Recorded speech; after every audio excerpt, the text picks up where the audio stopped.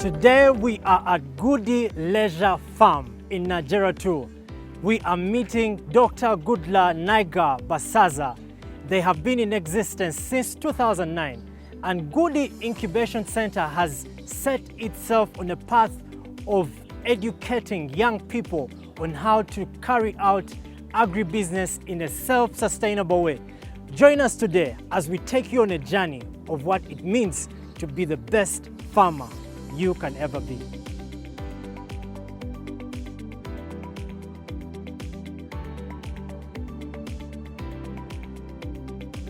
Hi everyone, my name is Nsulga Isaac George from Mukono District in Amawan Sub-County. I came to know about Gudie Leisure Farm after getting Kaule Vivian, who was an agent of Gudie Leisure Farm in Mukono. She talked about it with my dad, and since my dad was a farmer and he had fish ponds, he was interested and he recommended me to join. So as I came to Gudie Leisure Farm, which I graduated from, it is Gudie Incubation Center, I became a youth agripreneur vendor who is adding value to the white meat. Personally, I have really benefited from this program, whereby I have learned many other skills since I was running my father's fish ponds at home.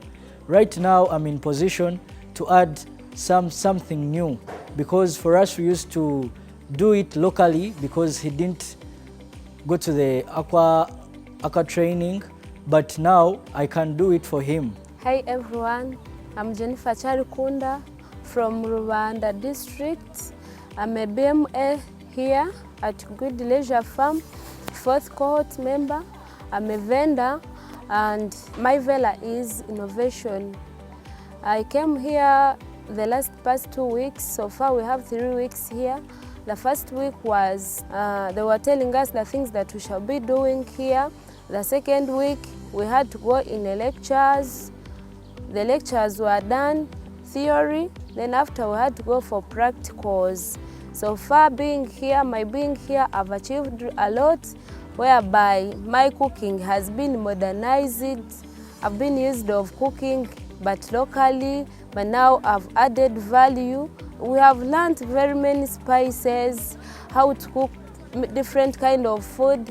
For instance, me, I'm a Mchiga, and I learned to make kiruwombo. It was so interesting, and now I know when I go back, I can make it. Me as a vendor, I plan to make chips omelette when I go back, but I'll make sure that aside, I roast chicken, I roast pork, I roast rabbit meat, and I sell to my customers. My target market will be the university students, because I stay near Kabale University, and I hope the universities will come and support me.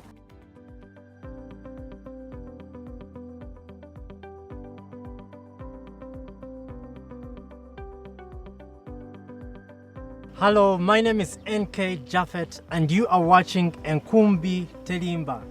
Today I am joined by Dr. Gudula Naiga Basaza, a farmer and director at Gudie Leisure Farm. Welcome to the show. Thank you. Why farming? What inspired you to start this journey? Thank you for that question. I started farming, thinking about farming in the year 2009. And this came as a call where I wanted to contribute towards creating employment for people at the base of the pyramid. This was as a result of being attacked by thieves that were young people at our house. And I thought I would want to contribute towards creating employment for young people so that they don't resort into stealing. And at that time, to me, I saw that farming was the only platform where you didn't need any entry requirement. Wow. So how does Gudie Leisure Farm start, and maybe you can also walk us a bit through how the farm runs? This is an incubation center. We work with young people who come into the farm. They are assimilated into the world of business. They run their own enterprises until the time of sale.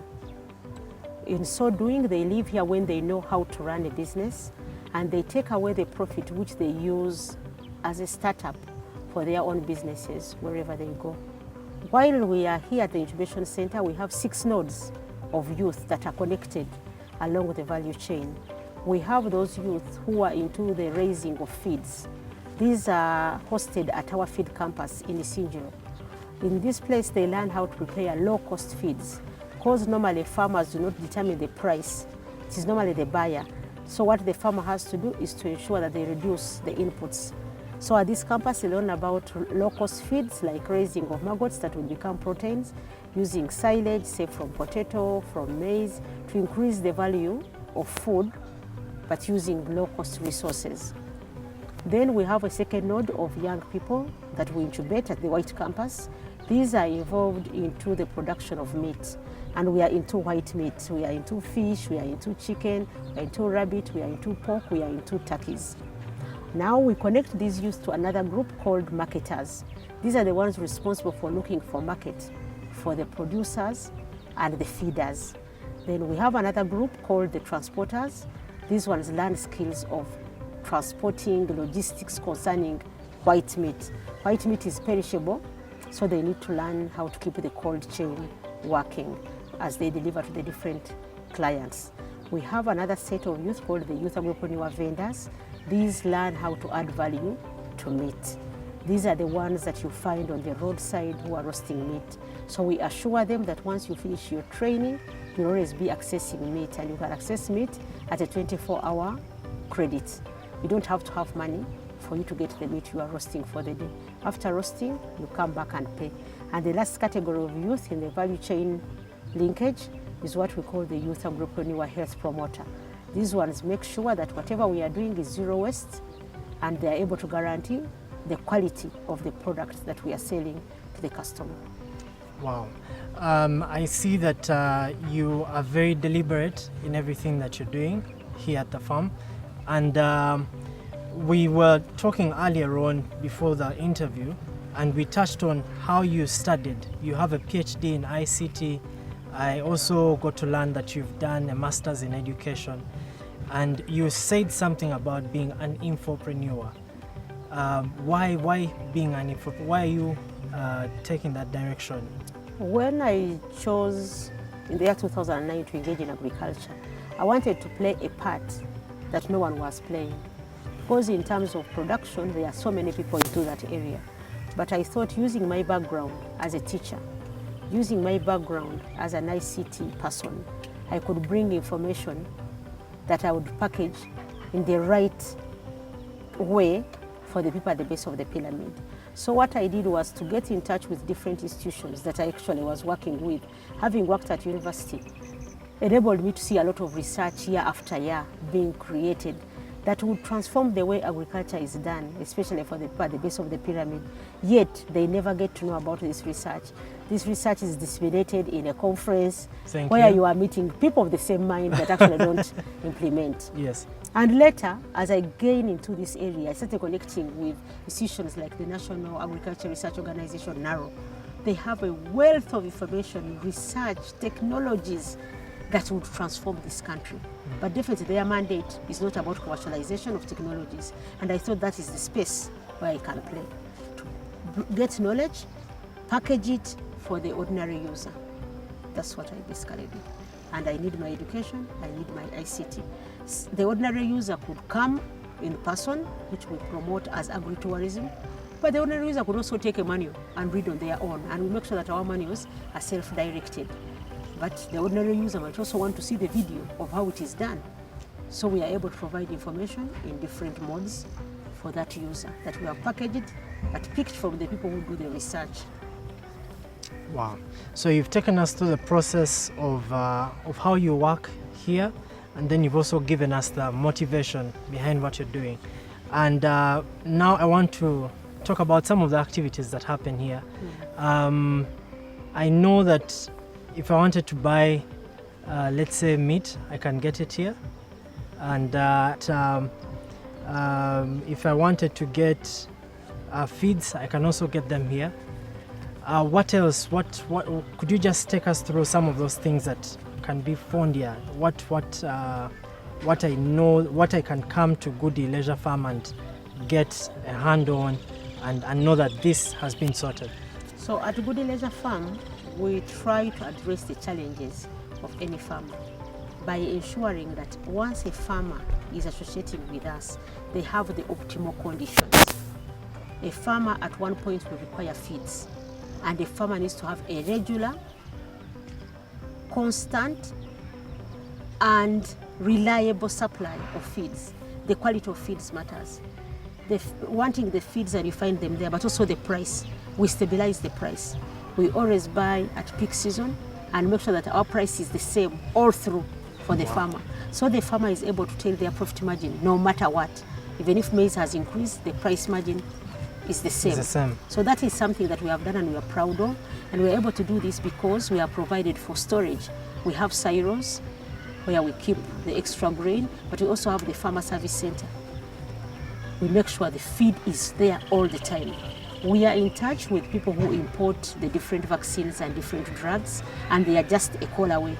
So our farmer, anytime you come, you'll be able to access the drugs, the vaccines that you require. Then in terms of the seed, what chick are you raising? What piglet are you raising? We have controlled for that. Here we have worked with the National Agriculture Research Organization to ensure that we have a breed that will bring return on investment in a short time. Wow. It doesn't mean that because we are all in chicken, the chicken is the same. No, there are different varieties of chicken. Some of them have gone a generation back. So ensuring that we have the right quality of breed for the farmer, that's what we do. Then the other exciting thing is that a farmer, in most cases, can have a challenge with the market. We have tried to ensure that all our farmers are networked into a value chain that assures market. By the time I raise my chicks, I know that there is a vendor going to require my chicks. And the vendor will receive these chicks because there's a transporter to take the meat there. So those are normally some of the bottlenecks that the people into farming have. Then another issue is about standards. Not everybody has gone to school to study agriculture, but what is the function of agriculture for a normal farmer? So we have arranged different trainings. There are those that are extremely short, like 10 days, Yes. but normally our training, our smallest should be taking 5 weeks, where you go through an entire cycle and you learn how to raise the animal up to sell. We have found this very, very useful because it gives the farmers a simulated environment of what they should be doing. And last but not least is to have a network where you connect with others, to know who is supplying you, to know whom you are supplying, so that you are not alone. You are carrying the risk along the value chain. Okay, so you've talked about the how you take on people and train them. What's the criteria for me to come as Japhet? Let's say I have no background in farming, but I want to learn. I want to know how to maximize the value chain that you're talking about. How do I join? Okay, our farm has its own targets. We target mainly youth. Actually, 100% of our interventions are for youth. Now, for those that are youth, it's assumed that the youth actually don't have money. So they come for intubation without a single fee. Now, when it comes to someone who is not youth, when you're outside the target, you must pay for your intubation. So I fall under youth. That would. If you fall under youth, then you come in the category that does not pay up front. Okay. You only pay after you have sold. Okay. So then, in whatever group of youth that we take on, 70% must be women, 30% must be refugees, 90% must be from the rural. So you might be a youth, but probably because you have already hit the percent for male, we say not this time, maybe next time.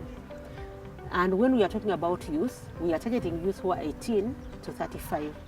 Here we are training leaders who go back to their villages and train the other youth below that age. Yes. Okay. So, you know, as you're doing this work, I know you've come face to face with some challenges.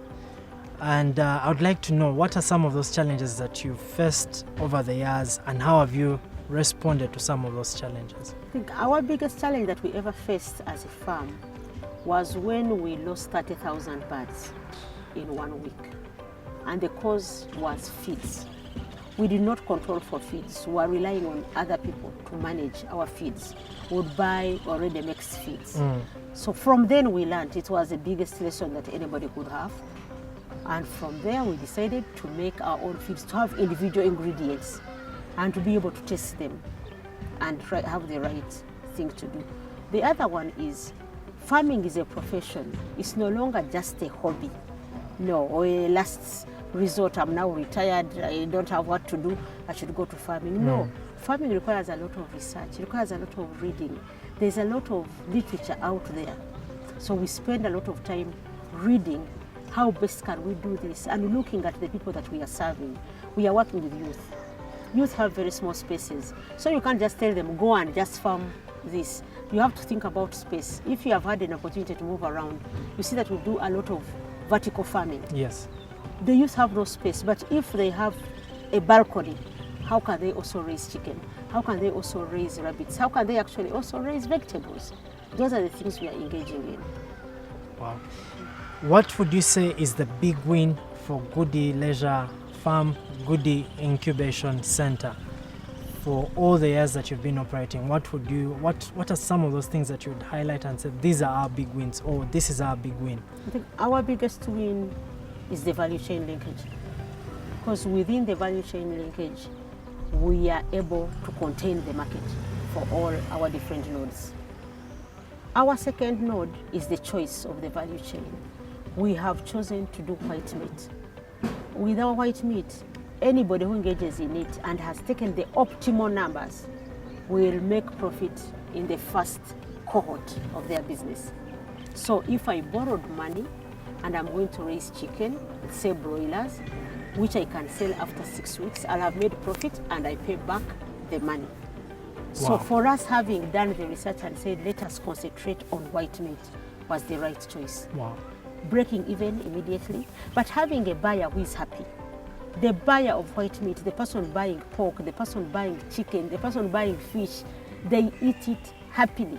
They pay very well. In a way, we are having people who have middle class giving back to these people to lift them up, but also the ones at the base of the pyramid are providing a value that's needed by the others.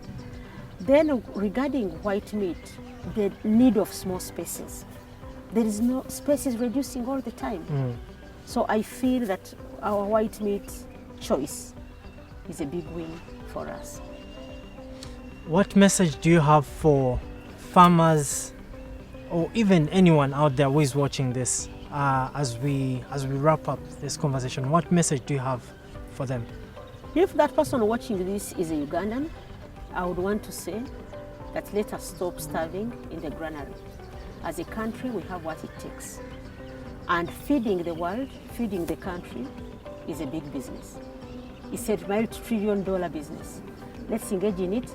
And let us also know that we may not be able to do all the farming that there is. Let us choose one niche, we go for it, research for it, make sure you know the supplier, make sure you know the one you are selling to, make sure you know how to raise it, have all the knowledge of that particular item that you are involved in. And when you get the money, invest it wisely so that you always have a fallback. Farming is not one of those, especially animal farming, where you can say that I have no money now, I'm not going to feed my chicken. You can lose all the investments you have ever put in by just missing 2 days of proper feeding. Wow. Dr. Gudula Naiga Basaza, thank you so much for joining us today. I look forward to also coming and learning more from everything that's going on here. Thank you so much. Thank you for joining us on this episode of Enkumbi Telimba as we talk to Dr. Naiga Basaza of Gudie Leisure Farm. Join us next time as we take you on the farm. My name is NK Jaffet and this is Enkumbi Telimba.